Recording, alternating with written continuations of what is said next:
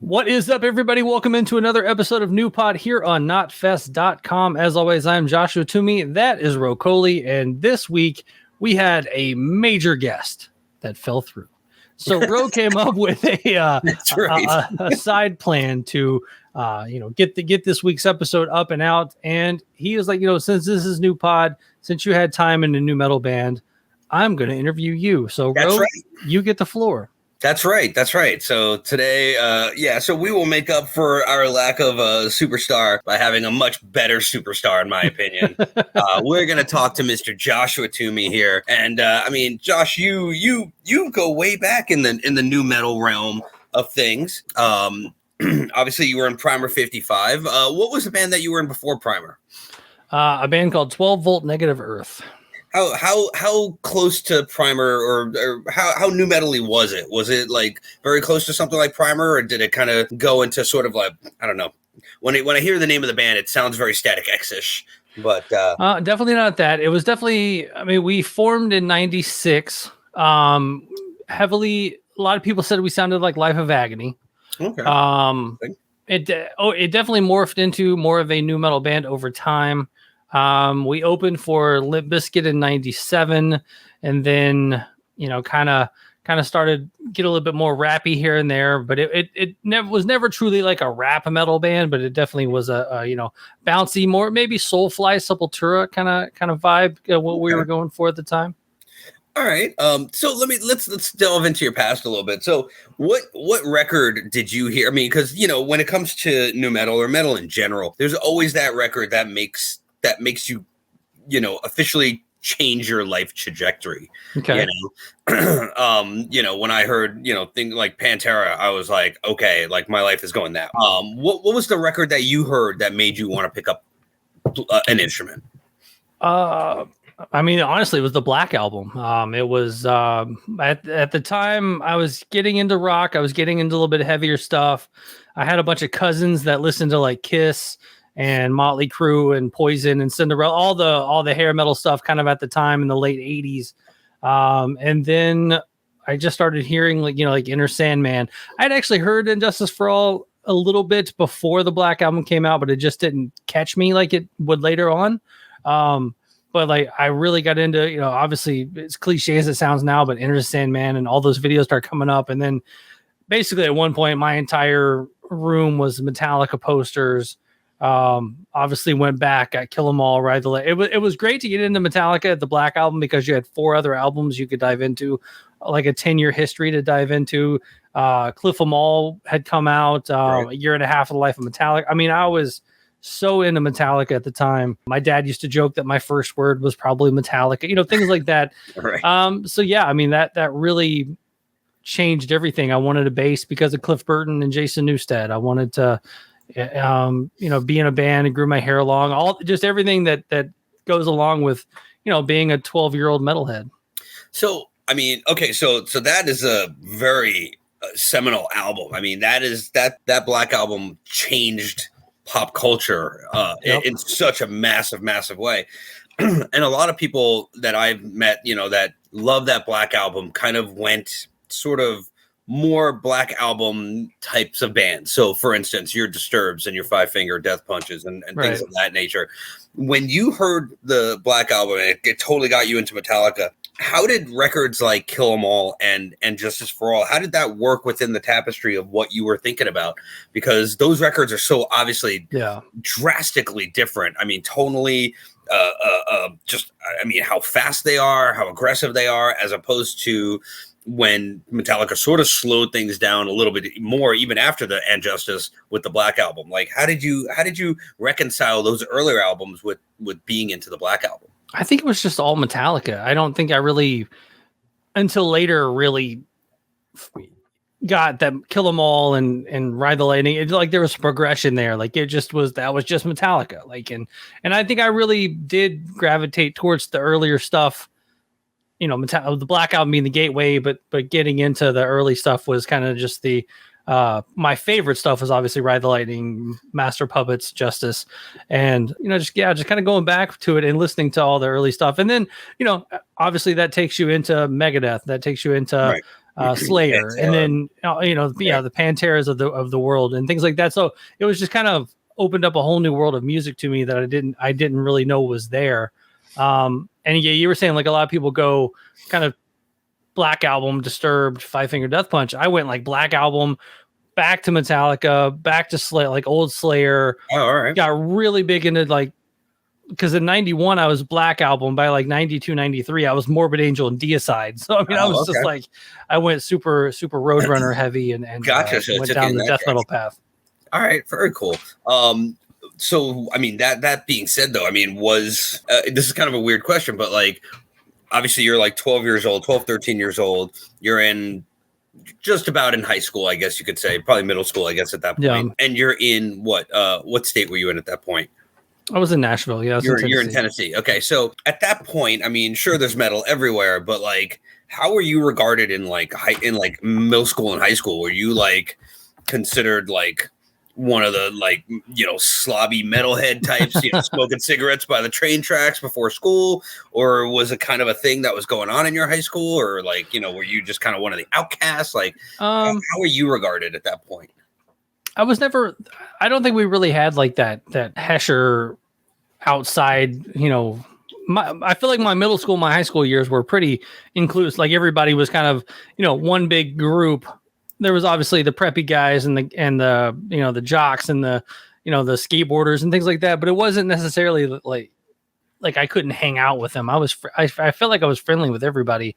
Yeah. And the one thing that really hit too was when grunge really took in obviously with Nirvana and Pearl Jam and everything else, but maybe a year or two into that, like when people were really starting to get into Sublime and a lot more of the rock stuff, then people started kind of almost gravitating to me because like I was already growing my hair out and listening to the heavier stuff. Not that Sublime's heavy. I was saying like I had heavy stuff into it. So people were like talking to me about Alice in Chains and things like that. Right. So it kind of brought people to me instead of like people being, pushed away from me. So people were kind of coming to you as almost like the person who could sort of educate them on like I like this band Alice in Chains. What do I need to know about them? You're the guy who seems to be into this. Yeah, right. Yeah, was that kind of thing. Yeah, because I mean, even when I was younger in middle school, I mean, I had Kiss shirts, I had Ace Frehley, pictures in my Trapper Keeper and things like that. So I was always in and around music. Black Album definitely turned the path, because I will say even back then too was, growing up with my family listening to the hair metal stuff, like I really wanted to be in a band. I wanted to be on stage, but I didn't want to wear makeup and tease my hair. So it was just like, so seeing Metallica look like normal people and Nirvana and all like Pearl Jam look like just normal people made me like, okay, I guess I could do that. Did you go to college? No. You didn't? I've like enrolled in like community college a couple of times, but no actual college. Okay. So after high school was over, did you just throw yourself right into bands? Like where were you like right after high school? Take it back into high school. I joined the band that became 12 Volt Negative Earth when I was a senior in high school. They almost didn't allow me in the band because they were actually a different band beforehand. They were rehearsing at a friend of mine's house. I had some of their earlier demos. I loved them at the time. And I just happened to kind of be there the day that their bass player didn't show up. And they were like, man, we really need to find a bass player. And I was just like, shy kid in the corner, like, oh, excuse me, I own a bass, I have a thing that does stuff. So yeah, I auditioned for the band and got in the band. And one of the reasons they almost didn't let me in the band was because I was 17 at the time and they were already playing, clubs that you had to be 18 to play. And this was like November 96. So I didn't turn 18 until June of 97. So, I mean, that was a pretty big span of time, especially when you're a kid, to not be able to play certain places. Right. But I ended up, obviously getting in the band, and then like kind of how I am still, I kind of took a little bit of control and started booking more shows and started really handling that side of the band, and really just really wanting to kind of, I wanted to be Metallica. I wanted to be Korn. I mean, that was another thing. I mean, Korn and all that stuff, I think, we've talked about it on past episodes, just really kind of changing the game for me at the time. Because I mean, as much as I was listening to Deicide and Obituary, and then I was listening to Sepultura and Faith No More, and Judgment Night soundtrack, and just so much stuff going on at the time. And some of that early Korn stuff really started kind of in Deftones and all that, kind of really shaping my musical path. And then we were already going to shows a lot, going to see a lot of shows, and my the band 12 Volt at the time, that's when we met like Fred Corey from Cinderella, funny story, and he was starting to record bands in my like suburb of Nashville, not even Nashville, literally basically at the end of my street that I lived on. And I played him the demos that we had. He offered to record us, with hopes that we would get signed and maybe he would get an actual producer gig. So, I mean, he was really working with us a lot at the time. And some of those early demos sound amazing. Right. So yeah, I was already booking shows at my senior year of high school. I was already booking shows, like basically graduate, go on tour. Like, I mean, that was our plan. And we did like a 2-week tour soon after I graduated. Just self booked. I used AOL Instant Messenger, which at the time was a primitive social media. That's how we all got to communicate with everybody else. Yeah, you could put in a city and like an interest. So I would put in like, I would put in St. Louis and Korn, and all these people, fans of Korn, would pop up, and I would literally just message people all day, like, hey, do you know any cool bands in your town? Do you know the cool club to play? And sometimes you get stuff back. And I met a bunch of people that I think I probably still talk to this day that way. Like, oh yeah, hey, yeah, the cool local club here is this, or man, there's a band here called that, doing things. You should reach out to this person, like really using the internet in a very primitive way. Like, I had a buddy of mine, Pat Richardson, that I still does graphics for me occasionally. It's just a great dude. Worked at the Kinko's, worked third shift at Kinko's, and I would go up there and he was by himself, and I would go up there and just talk music with him all night. And he would, let me jump on the computers that cost, whatever, 12 cents. What was it, like 12 cents a minute or something crazy? Yeah. Something like that. And he would just, load up a card for me and let me, get on there and just do that all night. So yeah, I never went to college. I literally was just like, I'm going to be in a band. Right. That was always the plan. But I mean, that's kind of it. I mean, 96, 97. I mean, I remember those times for me when I was doing my zine back when I was in college. I was going to shows what felt like every night of the week, so definitely a good time for you to kind of really further shape kind of how you were doing things, for sure. Yeah. So when did, so I know that you, so that takes us like 96, 97. Let's go into 98, 99. Korn is officially taking over the world. Limp Bizkit's out there. Everything's kind of going crazy. Follow the Leader came out. So now that some of these bands are like kind of not even in the stratosphere anymore, but they're like crazy, like rocket thrusting into outer space. It's like, how does that at that point affect you? And kind of where you are at like right at the turn of the century, like where are you in your headspace? Are you like, yeah, I'm gonna do the Metallica Korn thing, or is it? Yeah, I mean, at this point, I'm still pushing through. I was in 12 Volt for I think 6 years. I think up until about 2002. We definitely, got to a point in Nashville where we were, 800 to 1,000 kids a night at a show. That's not terrible. A couple of CDs out. It took us a long time to put out the first CD. Like, we didn't put out our first CD until 99. There was a bunch of demos floating around, but we did a self-financed album in 99. And then just really just pushing, playing shows as much as we could, working odd jobs, but really playing out of town. We were trading shows with like Drowning Pool at the time. We were playing in New Orleans with them. They were playing around. I mean, we played a bunch of shows with like Nothing Face. I mean, there were a bunch of bands that, especially early on, if you look back to the Talk To Me podcast, a lot of those early episodes I did were with people that I probably met back then,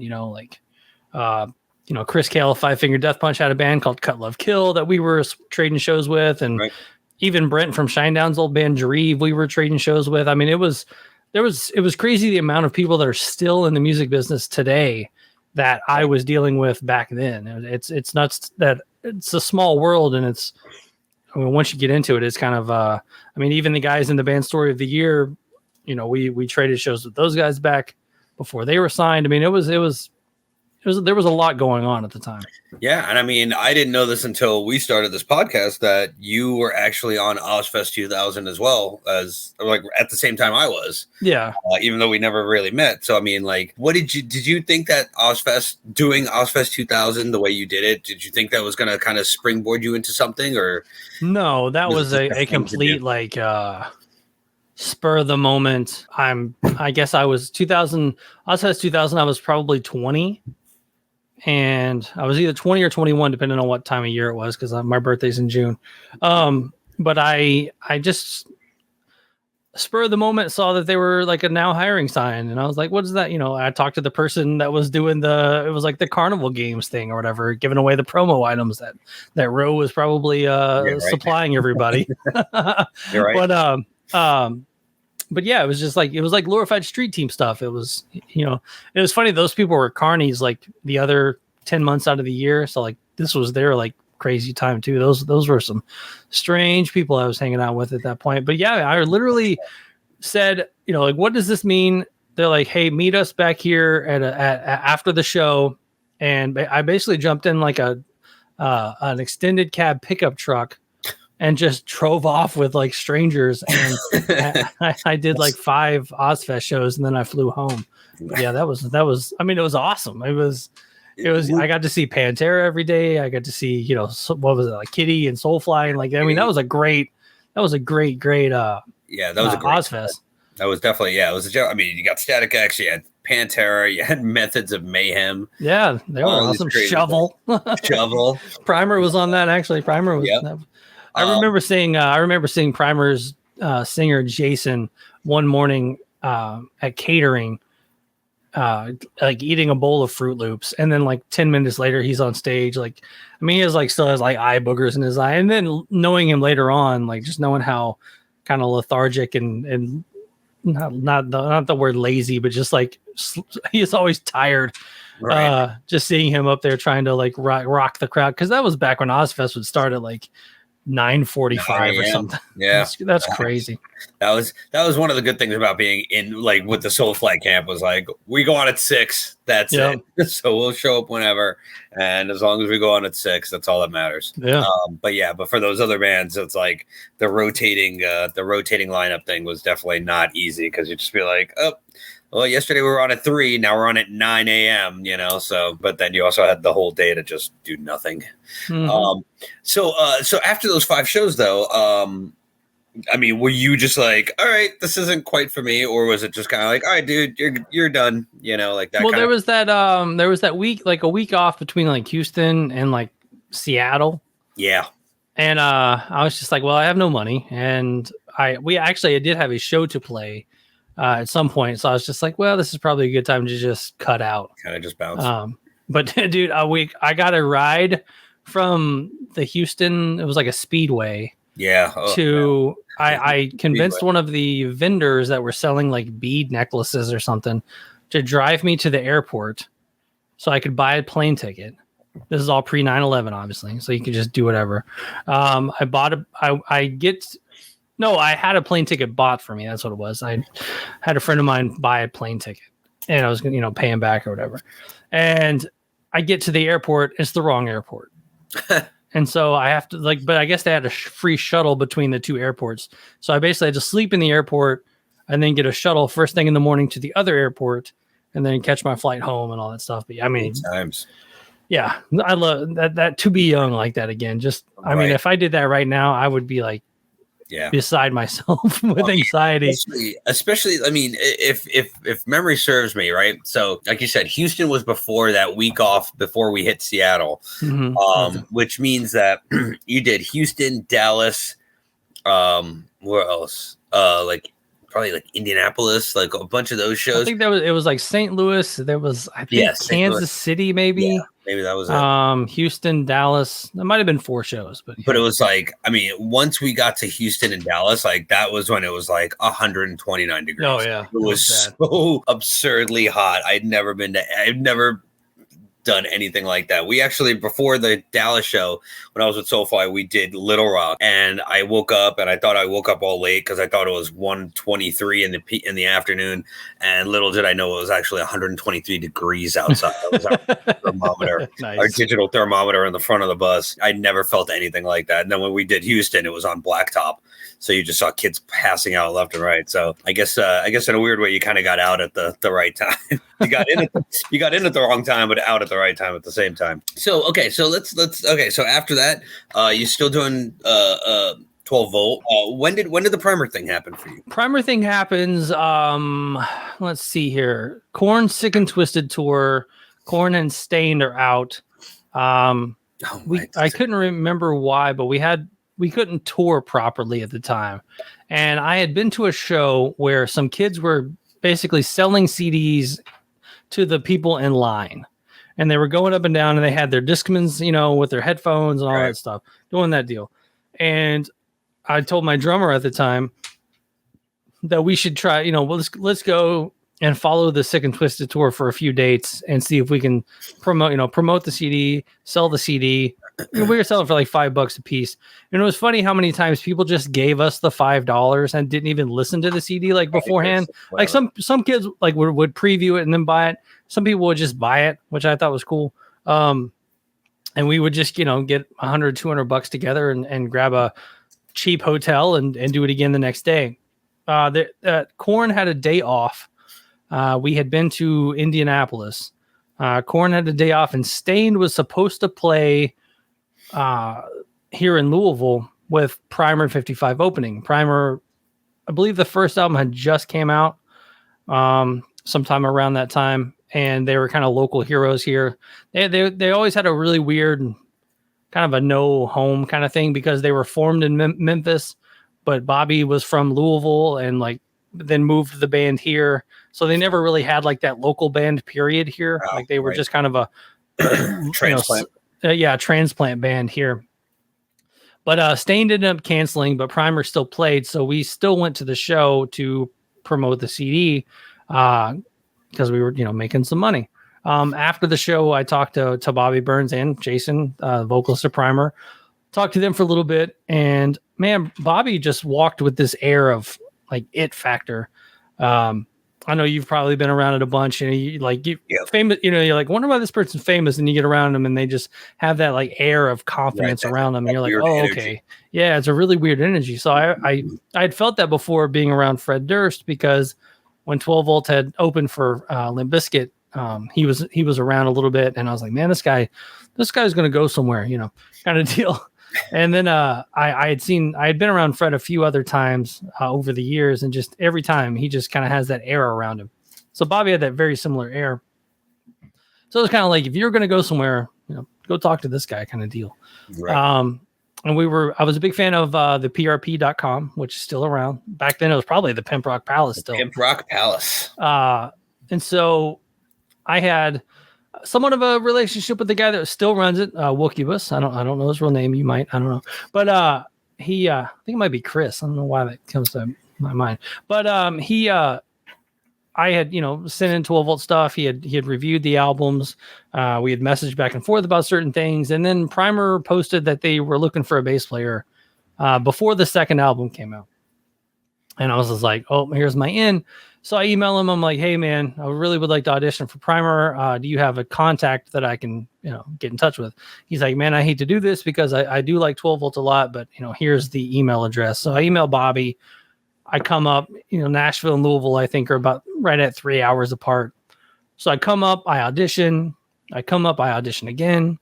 I come up when they're auditioning drummers. Like I probably auditioned for Primer 5 times ish back in the day. And then they were in the studio recording the new release. And I actually have like a moment. I'm like, I'm going to put my foot down and kind of give them an ultimatum. Cause I mean, they were not stringing me along. I don't know if it's the right way, but I know that they were really focused on the record. And I was like, I had stuff going on at home, and I'm like really trying to figure out like, the next step in life.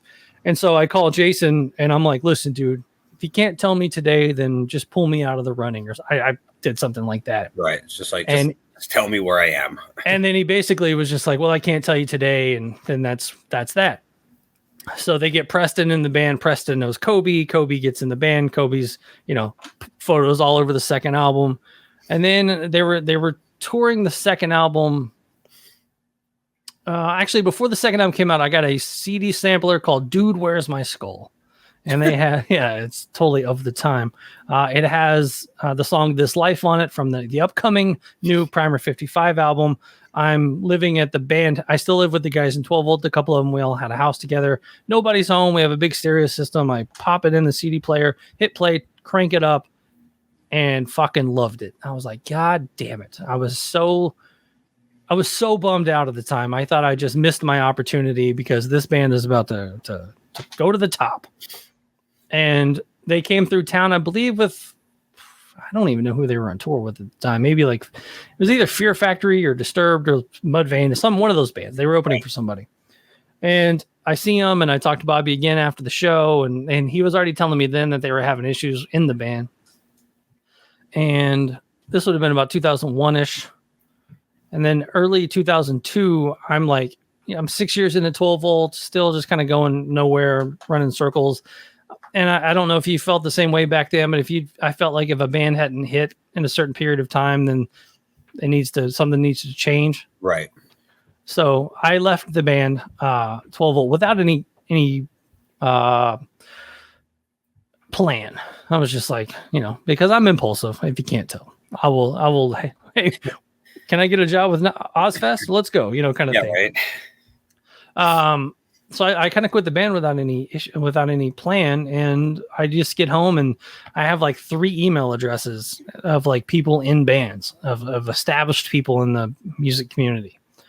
And I email a couple people and I email Bobby and I'm like, hey, Bobby, I'm no longer in a band. If you know anybody that needs a bass player, please send them my way. He writes me back. He's like, hey, I'm actually starting this side project. Would you like to come up to Louisville, listen to it, and tell me what you think?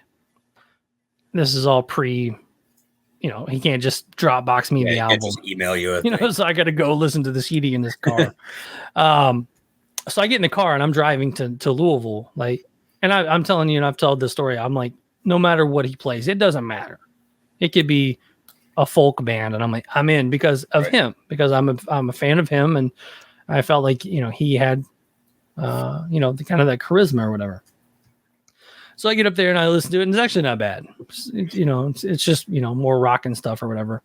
So yeah, after we drove around Louisville, like on the interstate, and just listened to this music in this car. And after all that, I get home.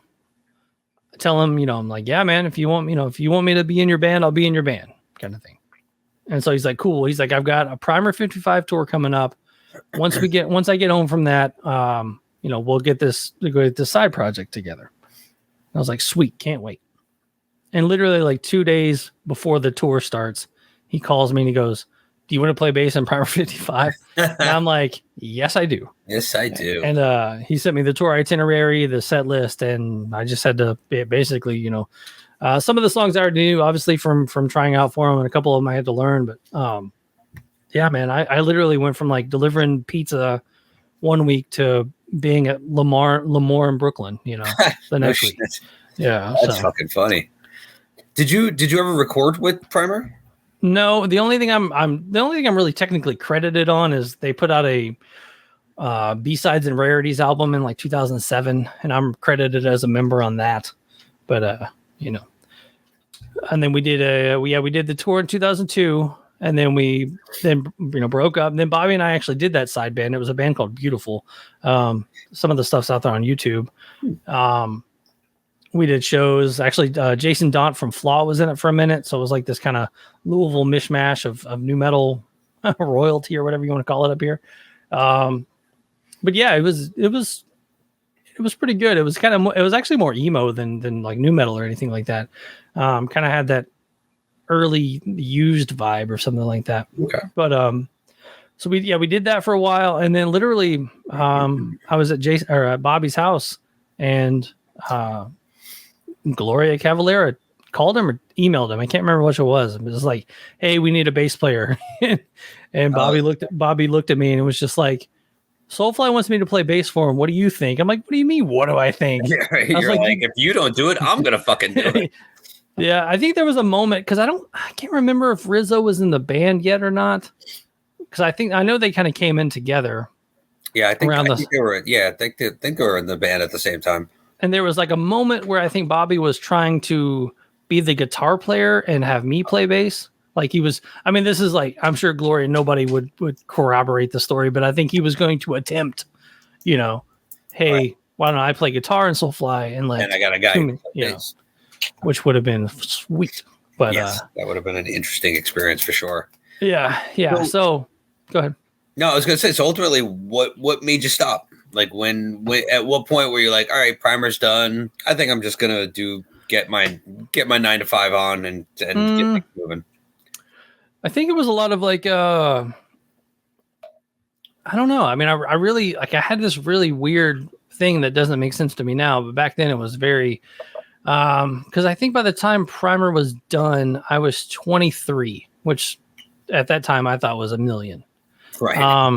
You were an old man at that point. Well, I was like 23 and I was like, man, if I get a band started today, probably nothing's going to happen until I'm like 27. And then, you get all that weird, like, oh man, well, record labels want me at 27, stuff like you get. Like, it was very bizarre. And like, I had a taste of some, some successful touring and taste of opening for things, but I never really, made any money.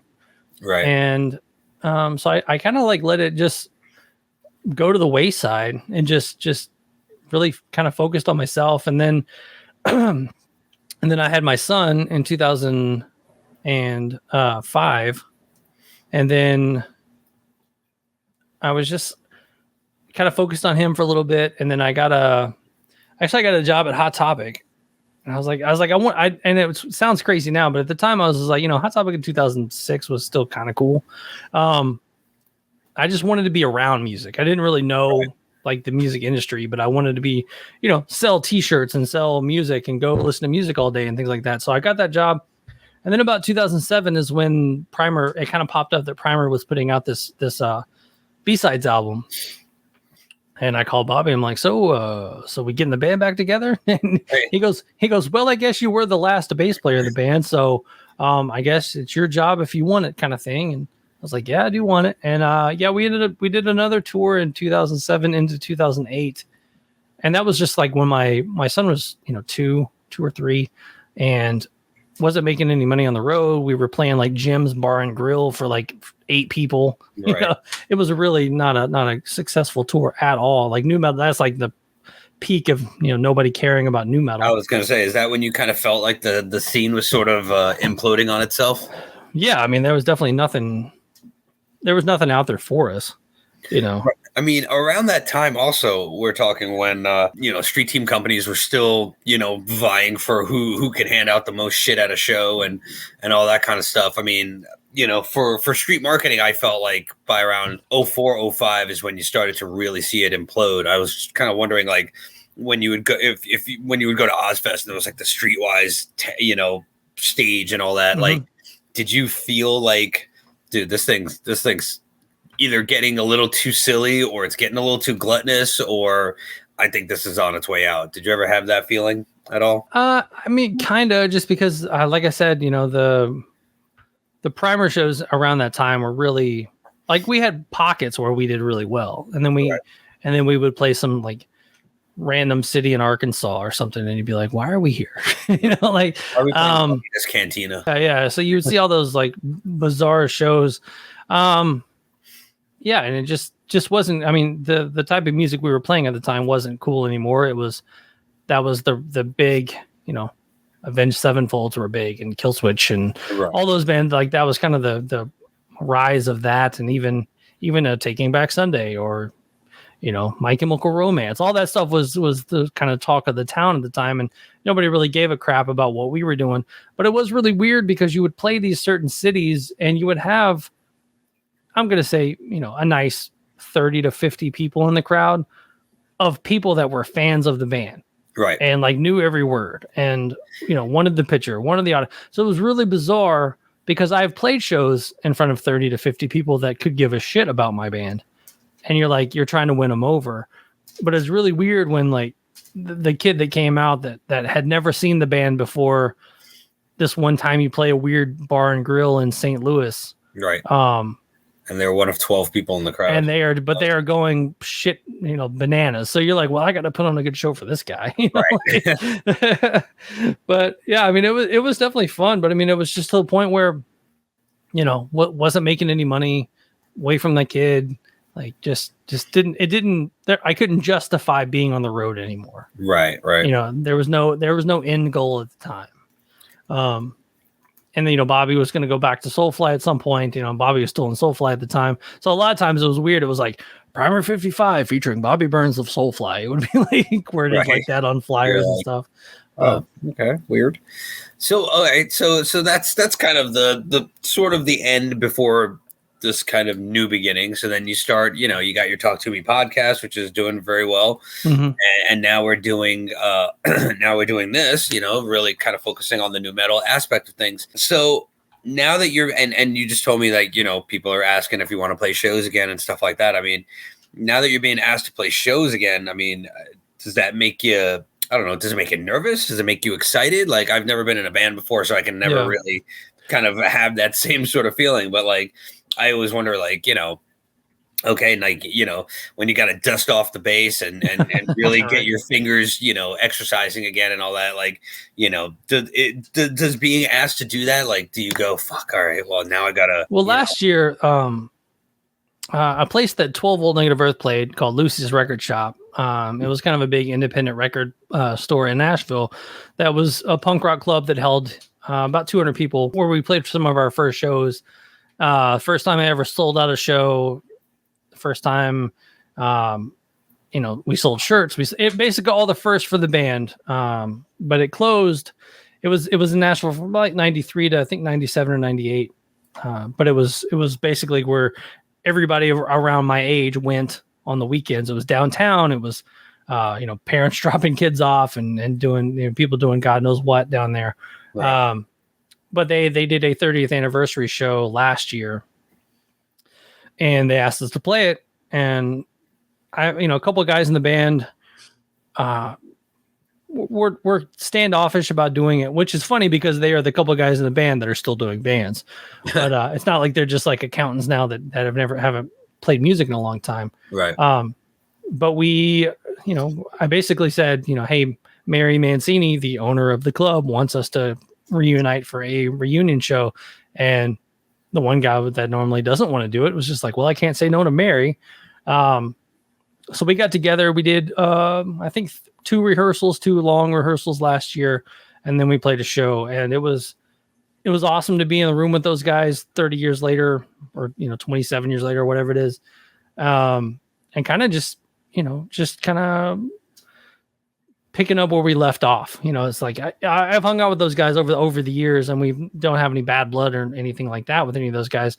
So yeah, it was just like the same humor, same jokes, same everything, right. And just kind of playing those songs again together. And we played I think we played like a 30-minute set, 45-minute set, and it was crazy. It was just like the old days. I mean, people were going nuts again. People were excited to see us playing together again. People were like, I can't believe, it's like any band that you liked when you were younger, right. Reuniting that, 200 people in a club is going to freak out about, right. You and those 200 people were there when it happened, and now you're back again. So, getting asked to play shows again is pretty awesome.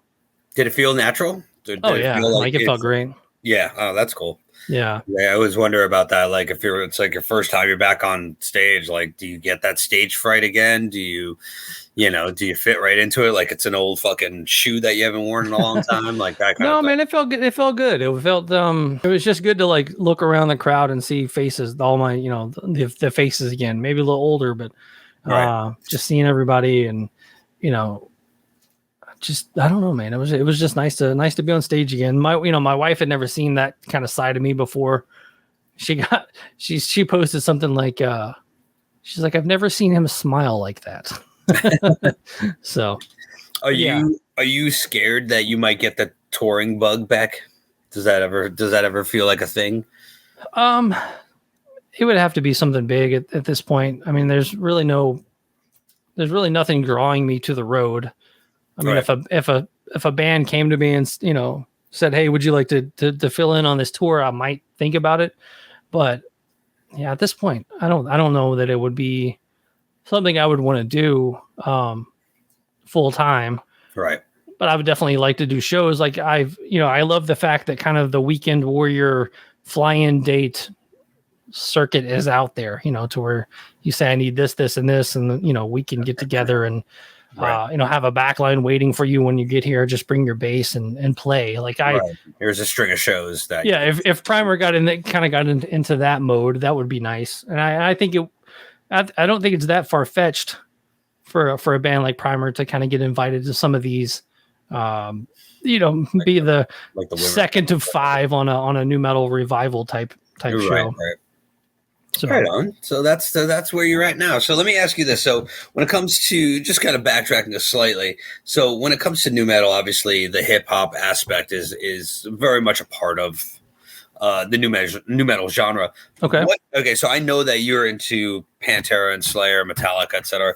What rap were you into back then? I mean, I think it was probably just the kind of the typical stuff. You know, Dr. Dre, Snoop Dogg. I got into some of the heavier stuff like Gravediggers and I'm trying to think what I was really listening to at that time. I mean, you were Midwest. I mean, was ICP kind of like a real big thing, or was that very much like joke, like we don't even fucking associate with that sort of thing? I had like a ICP phase for about a week. You know, like when Riddlebox came out, which I think is a fun album. I saw them a couple times on that run. Small club, Fago everywhere type shit. Yeah, you know, they were fun. They'd always, there was a guy out of, I think he was out of Florida. It was called Insane Poetry. Before the Insane Clown Posse, before I heard about Insane Clown Posse, I heard of this guy or this collaboration, Insane Poetry, and they had this song about chopping up a body. You know, like there was like a really weird period of rap where it did kind of go death metal for a minute. Yeah, it was like very horror rap. Yeah, horror rap. Yeah. Like you said, like Gravediggers and stuff like that. Yeah, so I mean, we listened to some of that stuff, but I mean, I definitely, you know, I would never try to vouch and say I was like some sort of hip hop head or anything. Okay. If there was a new metal fashion that could make a comeback, like what new metal fashion do you wish could make like an updated comeback? New metal fashion that can make a comeback. Well, the asparagus, the little dreads. I don't know. Yeah, I don't think man, new metal fashion. Junkos sort of made a little bit of a comeback. Oh, my son just got some Jinkos. Did really? My stepson did, yeah. I actually, we got them during Louder Than Life. I should have brought them as kind of a prop. Right. Just to be like, what do you guys think of this? And they would all, because I mean, they're like 40-inch waist. I definitely over the big pants, like all of the oversized clothes. I'm kind of over all that. It cracks me up. I was looking at my old Soulfly shirt from OzzFest 2000. Yeah. I was like, what the hell was I thinking wearing an extra large shirt every day? Like, I'm still like baffled by that. I'm like, I wear a medium. Like, why am I wearing an extra large shirt? It was such a weird. I'm gonna go windbreakers. Windbreakers. Bring back the windbreakers. Nice. I can't argue that. Well, cool, man. Well, those are all my questions for you, Mr. Joshua Toomey. Do you have anything else you want to add? Some little bits of wisdom you want to give out to our younger audience out there who's like, I want to do a new metal band, but I don't know what to do. I just think if you want to do a band, period, I think you should like just do it. Like, as crazy as that sounds. I mean, you know, if I have any regrets as a younger guy, I think I would have probably moved to LA or something at the time, you know, because that was still, I mean, I get the internet, you can kind of do whatever you want now, but I mean, late 90s, early 2000s, I mean, I think that still probably would have been a thing. Right. You know, moving to a bigger city at the time. I mean, now fuck, every musician in the world lives in Nashville now. So, right. You know, move to Nashville if you want to be in a band. But yeah, I think focused maybe more on the business side of everything rather than just the music side of it. Right. didn't really understand. Learn something about the business side of it instead of just being on the music side. Don't just inundate your favorite bands with your band. Like, go to labels, go to managers, go to lawyers. Like, go to anybody that's kind of in the business already and try to sneak in that way too. Yeah, and I think you're right, man. I think there's a level of, you have to sort of throw caution to the wind, and take that official step into the unknown, before you can really see if you can really do it. I mean, you've done it, I've done it, and then that's kind of how people have to. That's the only way to do it, is to sort of step into the unknown. I was and last thing we'll do before we get out of here, a new segment that was suggested to us by our boss Chris. Because he jokingly wrote, is this for new or nah? Like NAH, like nope. So I'm gonna say a band name and you're gonna tell me, is it new or nah? Okay. First one and the only one we'll do this week is Hoobastank. Are they new or nah? For me, they were always nah. I never saw them as new, even though I know they had elements of new in it. I always felt like they were trying to be Incubus, but to me they were Diet Incubus, and especially since Science is my favorite, and Science, Fungus Among Us, those 2 EPs beforehand, those were my Incubus records. And when I first heard Hoobastank, I was like, I felt like it was like as if Incubus was trying to appeal to my mom. Right. So to me, they would fall under the nah category. Yeah, I think they're a borderline, but I'm gonna go with a nah also. I don't think that Hoobastank is new. So for the first installment of new or nah. Yeah, let us know your opinions too. Do you guys feel like they're a new or a nah band? And what are your experiences that make you think that way? And then we'll also, if you have any band suggestions for the new or nah segment, let us know, and we'll debate them here. Maybe we'll do a whole bracket thing, and get to the final 2. The new or nah bracket. A new or nah bracket. Well, awesome. Well, I think that will do it here for another episode of New Pod. Thanks to the guest, me, and the interviewer, him, for taking the time. And for New Pod here, KNOTFEST.com, I am Joshua Toomey. That is Rocoli, and we will talk to you guys soon. Yeah. Stay metal.